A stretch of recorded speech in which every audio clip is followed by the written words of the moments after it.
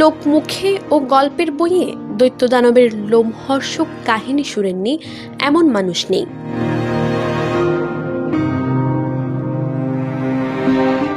এবার সেই ভয়ঙ্কর এক দানব দাঁড়িয়ে আছে সমুদ্র সৈকতের বালুচরে। প্রথম দেখায় যে কেউ আতঙ্কিত হলেও কাছে গেলেই তার নিমিষেই কেটে যাবে।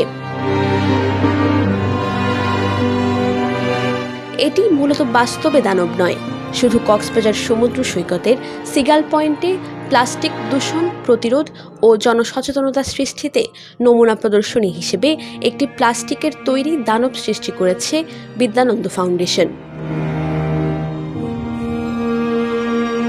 প্রতিদিন সারা দেশ থেকে কক্সবাজারে গড়ে 20 থেকে 30 হাজার মানুষ বেড়াতে আসেন।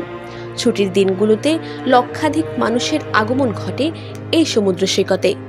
অসচেতন পর্যটকদের ফেলে যাওয়া প্লাস্টিক বর্জ্যে দূষিত হচ্ছে সৈকত। তাই তো পর্যটকদের কাছে প্লাস্টিক দূষণের বিরুদ্ধে সচেতনতার বার্তা পৌঁছে দিতে বিদ্যানন্দ এই দানব তৈরি করেছে।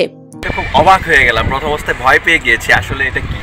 তো দেখলাম যে প্লাস্টিকের বজ্র দিয়ে এটা তৈরি করা হয়েছে, আর এই প্লাস্টিকের বজ্র দানব আকারে আমাদের পরিবেশের এভাবে করেই ক্ষতি করে যে আসলে প্লাস্টিক যেখানে সেখানে ফেলা যাবে না, প্লাস্টিক নির্দিষ্ট স্থানে ফেলা উচিত। হচ্ছে যে আমরা এটা দেখে শিক্ষা গ্রহণ করব যে আমরা যেন প্লাস্টিক ব্যবহারে আরেকটু সচেতন হই, ইভেন বর্জ্যগুলো যখন ফেলবো তখন যেন আমরা আরেকটু সচেতন হই, একটা নির্দিষ্ট স্থানে যেন ফেলি, আর সমুদ্রে যেন, বিশেষ করে সমুদ্রে যেন আমরা কোনো প্লাস্টিক বর্জ্য না ফেলি। প্রাকৃতিক যে সৌন্দর্য আছে একটা, সেটা সচেতনতা আরও বৃদ্ধি পাচ্ছে যে আমাদের জায়গা মতন ময়লা আবর্জনা ফেলতে হবে, আর আমাদের পরিবেশের জন্য প্লাস্টিকটা আসলে খুবই ক্ষতিকর। এদিকে প্লাস্টিক বর্জ্যে নির্মিত এই দানবটি দেখতে ভিড় করেছেন সৈকতে ঘুরতে আসা পর্যটকরাও। তারা বলছেন মানুষ এটি দেখতে এসে দৈত্য দানবের ভয়ঙ্কর রূপের মতো প্লাস্টিক বর্জ্যের ক্ষতিকর দিক সম্পর্কে সচেতন হবেন, পাশাপাশি নিজেরাও প্লাস্টিক পণ্য ব্যবহারে সজাগ থাকবেন। পলিথিন এবং এইসব প্লাস্টিকগুলো আমরা মূলত ব্যবহার করি, আসলে এটা একটা তন্তু যা কখনই নষ্ট হয় না। এইসব দানব তৈরি করলে দেখা যায় আমরা যারা এসব ফালাই, এগুলো রিউজ করা বা রিসাইক্লিং করা, এটাই আমাদের সকলের জন্য উত্তম। জেলা প্রশাসক যে সুন্দরভাবে উদ্যোগটা নিছে, জিনিসটা আমাদের কাছে খুবই ভালো লাগছে। যেন সব কিছু পরিপাটি আছে, চারিদিকে কোনো মনোরম পরিবেশ, পরিষ্কার পরিচ্ছন্নতা, খুবই ভালো লাগলো আমাদের। প্রকৃতির জন্য বা মানুষের জন্য এটা একটা আপনার হলো উদ্যোগের বিষয়, যেন এই প্লাস্টিকটা এভাবে যে কোনো জায়গায় না ফেলে, এটা যেন আপনার সংরক্ষণ করে যেন এক জায়গায় এটাকে ধ্বংস করা যাবে, এরকম আরও দানব করলে মানুষ আরও উদ্যোগ বাড়তো, যে এই জিনিসটা আপনার হলো ইয়া থেকে রক্ষা পাইতো, আর কি পরিবেশটা দূষণ কম হইতো।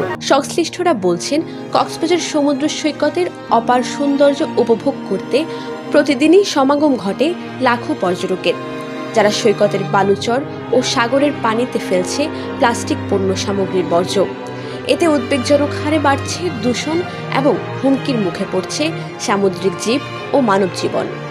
আর প্রাণ প্রকৃতির দূষণ রোধে এবং সচেতনতা সৃষ্টিতে কক্সবাজার জেলা প্রশাসন ও স্বেচ্ছাসেবী সংগঠনটি নিয়েছে প্লাস্টিক বর্জ্যের তৈরি দানব ভাস্কর্যের প্রদর্শনের মতো ভিন্নধর্মী একটি উদ্যোগ। যে লাখ লাখ পর্যটক এখানে পর্যটন স্পটগুলোতে যাই, তাও হচ্ছে বিভিন্নভাবে আমরা প্লাস্টিকের দ্বারা পরিবেশকে দূষিত করছি, তাও সচেতন হচ্ছে না। এই কারণে হচ্ছে জেলা প্রশাসন কক্সবাজার এবং বিদ্যানন্দ ফাউন্ডেশন এই ধরনের ব্যতিক্রমধর্মী উদ্যোগটা নিয়েছে প্লাস্টিক দূষণের ফলে মানুষকে সচেতন করার জন্য। গতবারের চেয়ে এবার একটু মেসেজটা ভিন্ন, সেটা হচ্ছে যেমন এবারটা একটু বড় সড়ো এবং সাঙ্গপাঙ্গ নিয়ে আসছে, এবং আমরা এটা বুঝতে যাচ্ছি যে এখনও প্লাস্টিকের এই দূষণটা এখনও সমাধান হয় না, এবং এটা আরও জোরে সোরে হচ্ছে আমাদের পরিবেশকে ক্ষতি করতেছে, এবং এটাই বোঝানোর জন্য মূলত আমরা এই প্রদর্শনীটার আয়োজন করছি। যে দানবটি রক্তমাংসহীন প্রতীকী হলেও যার হিংস্র থাবায় প্রতিনিয়ত ক্ষতবিক্ষত হচ্ছে মানবদেহ, প্রকৃতি ও প্রাণ বৈচিত্র্য।